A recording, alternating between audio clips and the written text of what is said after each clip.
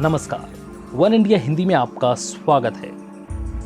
एक जमाने में उत्तर प्रदेश की राजनीति के चाणक्य कहे जाने वाले अमर सिंह ने 1 अगस्त को दुनिया को अलविदा कह दिया। अमर सिंह बेशक आज हमारे बीच ना रहे हों, लेकिन उनकी राजनीति के नीति निर्धारण को जनता और नेता दोनों ही याद रखेंगे।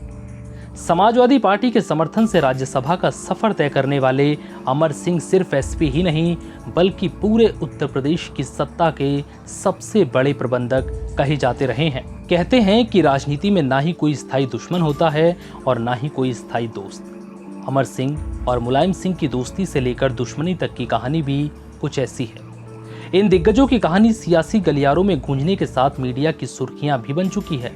अमर सिंह और मुलायम सिंह की दोस्ती की शुरुआत आज से 24 साल पहले हुई थी। उस वक्त मुलायम सिंह यादव देश के रक्षा मंत्री थे। साल 1996 में अमर सिंह और मुलायम सिंह एक जहाज में मिले थे। हालांकि मुलायम और अमर की मुलाकात अनौपचारिक थी, लेकिन उसी फ्लाइट के सफर के बाद दोनों की नजदीकियां काफी बढ़ गई। फ्लाइट की मुलाकात के बाद उद्योगपति अमर सिंह को मुलायम सिंह यादव ने सपा के राष्ट्रीय महासचिव के पद पर बैठा दिया।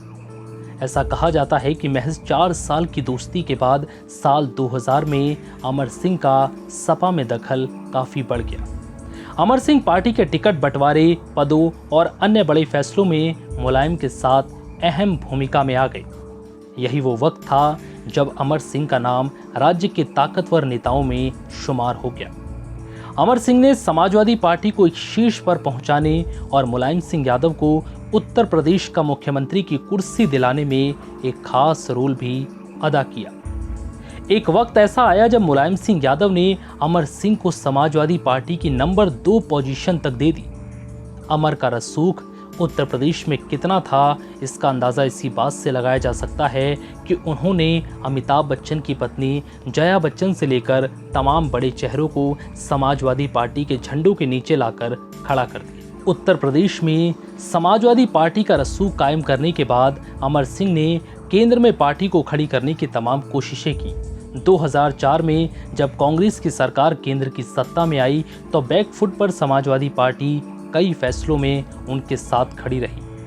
ऐसा माना जाता है कि ये मुलायम सिंह यादव के कारण नहीं, बल्कि अमर सिंह की वजह से था। कुछ राजनीतिक विशेषज्ञ तो ये भी कहते हैं कि यूपीए कार्यकाल के दौरान कांग्रेस को कई फैसलों में जब भी संकट का एहसास हुआ, तब समाजवादी पार्टी से मदद मांगी गई। सिर्फ इतना ही नहीं, जब यूपीए सरकार के दौरान सिविल न्यूक्लियर डील के फैसले के दौरान कैश फॉर वोट जैसे बड़े मामलों में भी अमर सिंह का नाम गिना गया। हालांकि साल 2010 में अमर सिंह को समाजवादी पार्टी ने बाहर का रास्ता दिखा दिया। समाजवादी पार्टी से निष्कासित किए जाने के बाद उन्होंने राष्ट्रीय लोकमंच पार्टी का गठन किया और पूर्वांचल को अलग राज्य करने की मांग करने लगे। लोकमंच पार्टी ने पूर्वांचली राज्यों में कई सभाएं की, रैलियां हुई, हालांकि इसका कोई खास असर नहीं हुआ। हालांकि साल 2016 में जब अमर सिंह को फिर राज्यसभा सांसद का सदस्य बनने का मौका आया तो उनके निर्दलीय प्रत्याशी होने के बावजूद एससी ने उनका समर्थन कर उन्हें राज्यसभा भेजा। हालांकि इसके बावजूद कई मौक़ों पर एसपी नेता आजम खां और राज्यसभा सांसद अमर सिंह एक दूसरे के खिलाफ तल्ख बयान देते रहे। तो ये था अमर सिंह और मुलायम सिंह के बीच का पूरा सफ़र। फिलहाल इस वीडियो में इतना ही। नमस्कार।